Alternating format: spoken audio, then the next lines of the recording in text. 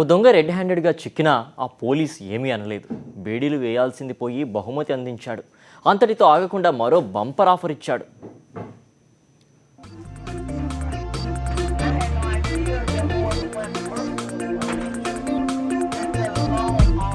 ఈమె Helen Johnson.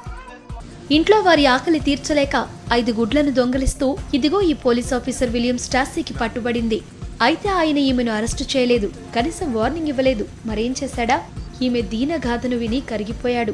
వెంటనే ఆమెకు డజన్ గుడ్లను కొని ఇంటికి తీసుకెళ్లమన్నాడు. అంతే, హెలెన్ అవాక్కయింది. ఏం మాట్లాడాలో తెలియక అలా నిలబడిపోయింది. హెలెన్ షాక్ నుంచి పూర్తిగా తేరుకోకముందే మరో అద్భుతం జరిగింది. ఆ మరుసటి రోజు పోలీసులు ఆమె ఇంటి తలుపులు తట్టారు. ఎవరానని తలుపు తీసిన ఆమెకు మరో ఝలక్కిచ్చారు. 2 ట్రక్కుల లోడుతో ఆహారాన్ని తెచ్చిచ్చారు. దీంతో ఆమె ఆనందంతో ఉక్కిరిబిక్కిరైపోయింది. కుటుంబమంతా పోలీసులకు రుణపడి ఉంటామంటూ కన్నీరు పెట్టింది.